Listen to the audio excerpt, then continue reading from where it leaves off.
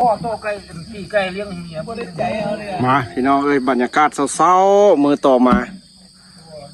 ตากข้าวพอใหญ่พี่น้องเอ้ยกำลังสิกินข้าวซุ่มกันอีกนี่ป้าอยู่ปูเขาเก่าเลยตากกับตากอยู่เดินพี่ได้พี่น้องเอ้ยอยู่เดินพี่ไปแต่แดดออกโอ้ยเหลืองคักๆเบิ่งข้าวพอใหญ่พี่น้องเอ้ยจากน้อยจะค่อยมากินข้าวซุ่มกันเด้อนี่บรรยากาศตอนนี้เขากำลังแพร่แล้วล่ะกะที่กินข้าวซุ่มกันแล้วก็สิลงไปอันซอยลูกเคยเพิ่นอีกได้นี่พอได้อันลูกเคยพอใหญ่อีกได้นี่พี่น้องเอ้ยเข้า40 ปลายเป่าพี่น้องเข้าเพิ่นคักอีหลีเข้าเพิ่นก็ได้พี่น้องนี่เข้าหนาเด้อพี่น้องบ่เป็นเข้าให้บ่มีให้ซื้อพี่น้องเลยคนซื้อกันยากนี่ตากไว้สิมื้อนี้แม่ใหญ่มาตากเข้าพร้อมป่าก็ลงตอนลงลี่ได้พี่น้องมื้อนี้นะนี่รถมาตากกันอยู่กลางเดินพี่น้องเลยบรรยากาศเช้าๆแดดท่วมงามๆสวยกันตากเข้าพี่น้องเอ้ยบาทนี่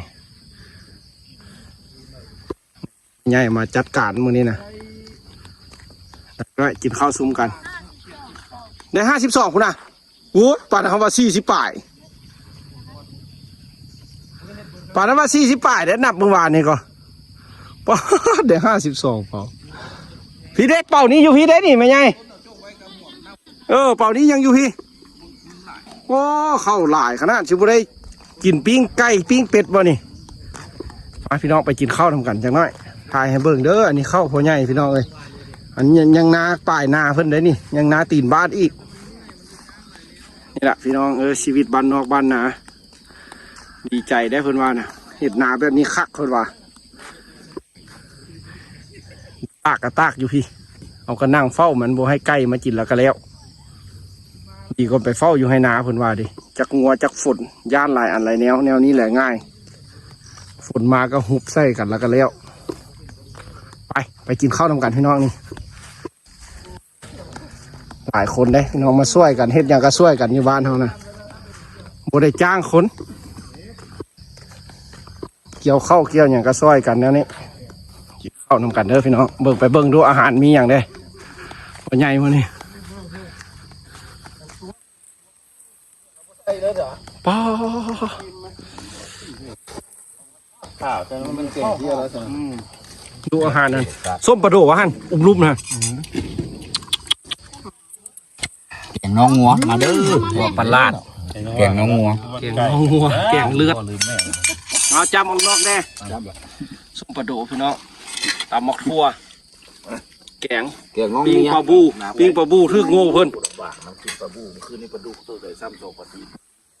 จำออกนอกได้ให้โซกให้มันกินแล้วก็ไปอีกแล้วนี่นะลงทุ่งพูดซอยเข้าลูกเคยเพิ่นบ้านนี่นะหรือว่าชิไปเอาป่ามื้อนี้ก็ป่าลงตอนพี่น้องเป็นวุ่นบ้านเขา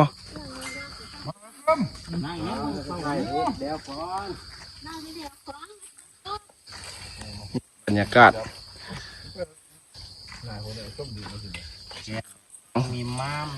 เขาไปท่ายอยู่ทงนาแล้วก็มาท่ายตอนตากตอนอย่างพร้อมพี่น้องเอ้ยมากันเข้าเป็นที่เราเข้าดีปะขายเข้าไม่แล้วต้องกินกินปิ้งปลาบูนี่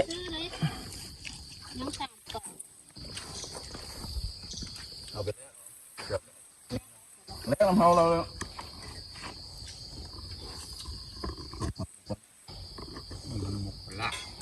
มีปุกปลาดอีกกินข้าวกันเด้อพี่น้องเอามาแซ่บๆลงกันแล้วก็สีตากเข้าต่อหรือว่าสิไปเอาป่าคันป่าลงแท้ๆกับสีไทยพี่น้องเบิ่งเด้อมื้อนี้เด้อพี่น้องตอนนี้ก็ตากเข้าเรียบร้อยแล้วบัดนี้สิพาพี่น้องลงมายามป่าเอาป่าพี่น้องเลยป่ากันลงเบิ่งอันนี้ก็ชาวบ้านเพิ่นก็มาเอาเบิ่งดูสิได้บ่เบิ่งคือว่าเหาะหนักคึกป่ากันลงเข้ากันกำลังงอบอะไรก็อยากได้พี่น้องบ้านเขาก็ได้ป่าเบิดวะนี่ปลาดุกป้าพอตุ้ย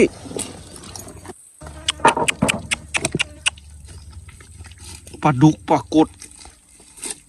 ตา ชีวิตเศร้านะตายมาแต่เศร้าจนสิได้เมื่อมันฮอด10 โลผู้ใดน่ะพอสวยเอ้ยตายพี่น้องเอ้ยไปเที่ยวเอาเมื่อย่างเอาไปขาย เอาคลิปนี้เที่ยวลง YouTube เด้อนี่เด้อนี่ลง YouTube ให้พี่น้องเพิ่นอยู่เมืองไทยเบิ่งบรรยากาศชีวิตชาวนาแท้ๆตายพ่อตุ้ยมันปลาย่างเต็มเฮือนแล้ววะมาวันนี้เจอของเฮากับพ่อใหญ่พี่น้องเลยพาไปยามตุ้มเฮาของเฮาบ่ได้ยามมองขี่เหือไปเหือแล้วก็มาโลดไหนนี่แล้วก็เคี่ยวมือแรงแล้วก็ไปกู้เข้าพี่น้องตากปลาไว้หันเอาปลาไปนี่นะไปถ้าเบิ้งเฮาสิกำลังสิเดินทางพี่น้องสิพาไปเอาบรรยากาศอยู่ทุ่งไร่ทุ่งนาสิคักๆแม่พี่น้องเลยชีวิตชาวนาเนี่ยก็ได้พี่น้องกาดคอยพายเหือแววไปสิสมเบิ่งนกเบิ่งหนูเต็มนกก็ได้พี่น้องเลยไปแล้วใส่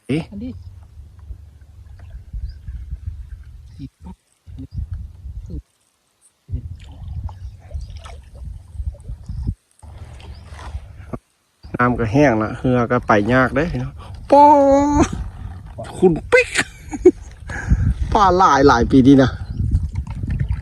เข้านากระดีป่ากระดกนกกระหลายพี่น้องเลยปุ่น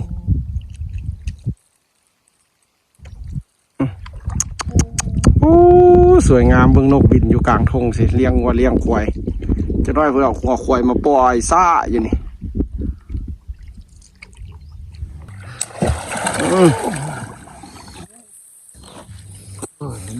เข้าห่มได้ใครได้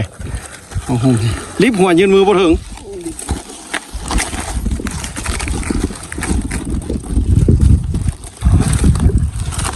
พ่อใหญ่เฮ็ดพี่น้องเลยจะดำเอาป่ามาให้อาชีพเพิ่นกินง่ายๆขี่เงามาหยามเอารถบ่ได้ใส่เนื้อใส่มองอย่างนั้นว่าแบบนี้แหละเอาบ่ฮึกปลาลาดใหญ่ได้ไหมปลาลดวะปลาลดกระแซบปลาลดนะหุยมีอย่างหันหู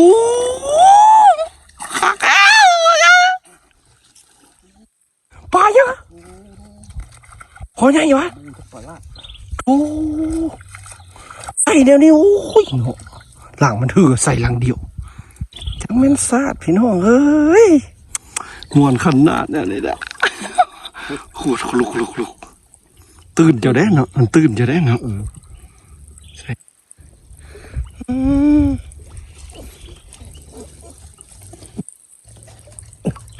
พูดอะคอยดึงได้คาดมาแล้วที่บอกถือแต่แม่ใหญ่ๆได้ไหมว่าได้เฮกันอยู่นอกนี่ปิ่นคักใช่ปลาหลดถือวะโอ้ปลาหลดกระถือโลดยกขึ้นแล้วแม่ออกมาโซ่ก็เลยเนาะมันไล่ไปเลยมาโซ่มันก็ดูFC เพิ่นเบิ้งเจ้าอยู่ในนี่นะโอ้ผู้ใหญ่ปลาบูตัวนั้นเขารู้เขาเห็นแล้วเจ้ากลับมาเอาเบิ้งดูเจ้ากลับมาเบิ้งดูอยู่มือเจ้ากันปักใหญ่เลยตัวนั้นนะสุพอมันดิ้นบวกๆนะเห็นแล้ววะนี่ใส่มาซุกดูปักใจหกเดียวไม่ทอกนี่ว่าทึกแต่หลังเดียวนี่คือจะว่าแท้เด็ดหลังสุดป้าปะบูตัวนี้บุเคยเห็นใหญ่ดีลีเอามาดูดูโอ้พี่น้องตากำบุ้งเลยปะบูใหญ่ป่านงูเหลือมปลาลาดก็มีปลาเสือก็มีพี่น้องอีกแนวนี้นะแดดหลาวติดแดดหลาวหาปลากินธรรมชาติเคี่ยวทอกเลยทอกใส่เหือเลยดิโอ้โดดได้พ่อใหญ่ทอกใส่เหือได้ปะเบิ่งของสารน้ำกูเด้อ เอามาสู่ FC เบิ่งดูหลังสุดท้ายแล้วได้นี่โอ้คือว่าสิบ่ได้กินแล้วเอาเลยยังหลังนึงอีกแหมคักตัวแนวนี้แม่ชีวิตสาวนานะป่าไม้ป่ามันเข้าไม้ป่ามันพี่น้องเอ้ยแล้วเข้าแล้วเฮากัดสิตากปลาไปฮะมาย่างตุ้มก่อนเอามากินแกงสวยพูดว่าเอาทอกตัวนี้อุ้ยปลาหลุดมาหาพี่พ่อผมนี่ง่ายดูมีปลาเสืออีกสุดยอดเนาะสีมือนี่โบท่าได้ใส่มองคือจะว่าเด้โอ้ปลาหลุดนะพี่น้องปลาหลุดแซ่บไปเด้อแกงใส่ส้มใบผักติวนะปลาบูนี่ถ้ามันหลายเห็ดส้ม พี่น้องทั้งผัวมาบ่เพิ่นผู้เลย คุณนะทางเมียตี ทั้งเมียบ่ พี่น้องทางเมียมาบ่อื่น ใหญ่เว้าผิด ใส่ป้อตัวนี้มันใหญ่อีหลีตัวนี้นะตัวนี้มันใหญ่อีหลีป้อผู้มักก็มักเลยเขานี่มักพี่ตัวนั้นยังอยู่ไหนเพิ่นพูดเหรอปลาเสือพี่น้องนี่ดิปลาเสือนะนี่ลายคือเสือนี่พี่น้องโอ้ปลาหลุดเบิ้งนี่นะเนี่ยเลยอยู่เหงือหลังเดียวมัน2 โล 3 โลหัวนี่ต่อปลาบูใหญ่ตัวนี้พี่น้องซ้ำแขนเขาเลยไปน้องเอ้ยปลาเสือเด้ออ่อเด้อเห็ดอ่อหลามปลาเสือนะนี่นะคักใส่ไปอีกไม่ได้ใส่เนื้อใส่ยังไปพูด